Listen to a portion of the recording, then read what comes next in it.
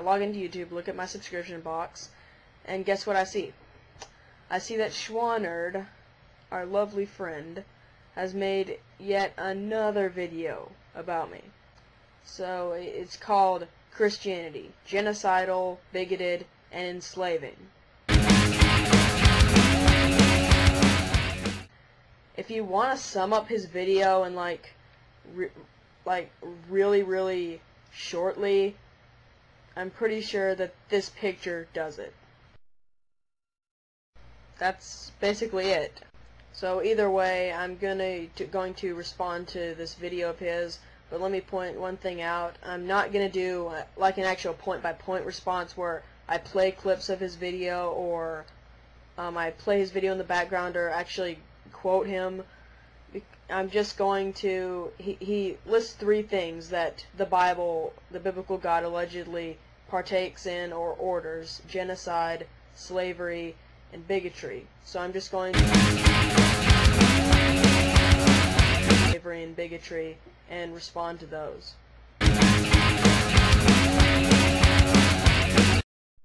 Alright, so we're going to start off with genocide, which is the main one of these 3 points he brings up in this video.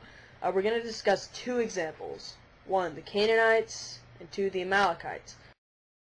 A lot of these alleged genocide situations are very similar, so responding to just 2 or 3 of them is almost responding to all of them.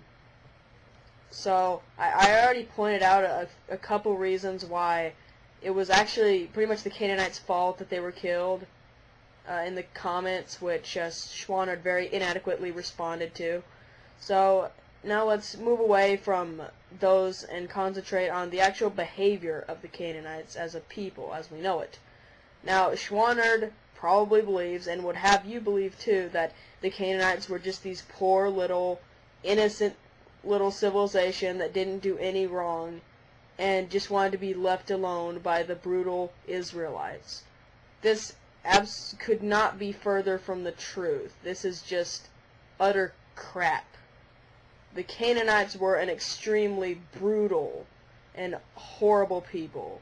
Their list of quite appalling practices include child sacrifice, sometimes using fire, incest, bestiality, homosexual practices, which obviously Schwannerd wouldn't really care about, and cultic prostitution, both male and female. So here's a civilization, and they took innocent children and burned them to their false gods. And yeah, you know, God really should be mad about that. And they perform incest, homosexual acts, prostitute, like have cultic prostitution, bestiality, etc., etc. They are pretty much the farthest thing from innocent. And getting back to the points I brought up in the comments, they were this horrible, wicked nation, and they saw the power of the Almighty God. They saw it firsthand. And God was patient with them for, what, 400 years? And still...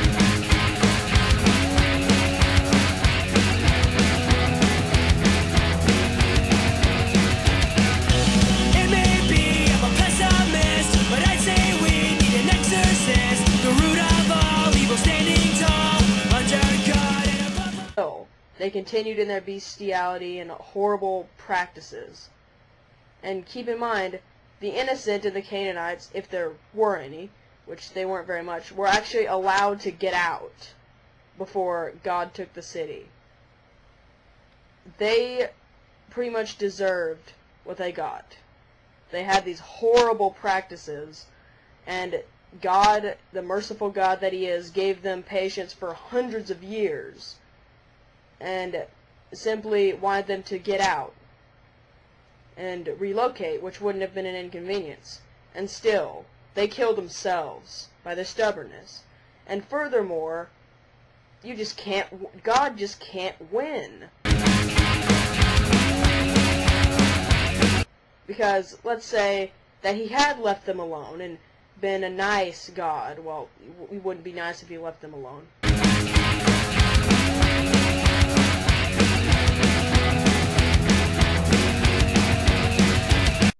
Moving on to the final example of alleged genocide in the Bible, the Amalekites. Now, it's, again, very similar to the Canaanites. God gave them, was very patient with them, gave them hundreds of years, actually warned all the innocent in the city to get out so they wouldn't be killed, so he didn't kill any innocent people. And their religious practices were pretty much the same, some even worse. But what I want to focus on here is their absolutely baffling, unfair war tactics that they use against the Israelites. Now again, Schwanner would probably say, oh, the Amalekites are innocent, blah, blah, blah. They were not. They were almost worse than the Canaanites. This is what they did. They saw the power of the Almighty God and were still stubborn. And they saw Israel just come out of Egypt when they were starving, before they could even catch their breath, basically. And they targeted the sick. They slaughtered the poor children and all these innocent people. They targeted the weak. They targeted the sick. That's absolutely barbaric tactics.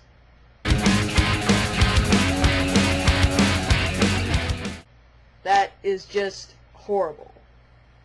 And it's basically the same situation. They performed baffling war tactics that are unfair, even by today's war standards. They participated in horrible religious practices. They were stubborn. They wouldn't get out when God asked them to, even though they saw firsthand the power of God.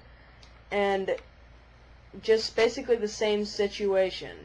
The Amalekites and the Canaanites were horrible, extremely wicked nations that deserved to be wiped out. And you could ask the same question. If God let the Amalekites alone, the world could have been drastically different. Now we're on to slavery. I'm just going to read a short script that I wrote on why biblical slavery wasn't immoral. We live in North America, in the modern West. Today, slavery brings grief, cries, and shame to us all. But the fact is, the oppressive slavery in the Confederacy and of modern times is very unique, historically. The slavery that the Israelites practiced was different than the slavery that we know of. Schwanard would have you believe that slaves in the Old Testament were captured by force and sold using slave traders. This is true of the Islamic and European slave trades, but not of the Israelites. Israelite slavery was almost unanimously voluntary. People would sell willing family members, or even themselves, often due to financial crisis. Once the debt was paid, the slave would be set free, and the master was also required to give the slave money for him to survive. Also, war and violence were not sources for slaves in Israel. Although they did have prisoners, they were not turned into slaves and were made serfs. Even in wars on foreign soil, when a city surrendered, the prisoners were not made into slaves. Schwanard might ask, why did God allow slavery? God allows many things to happen in the world, such as storms, famine, murder, etc. Slavery, like divorce, is not preferred by God. Instead, it is allowed.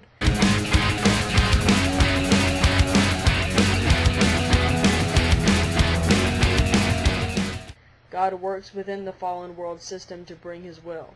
The reality of slavery is undeniable.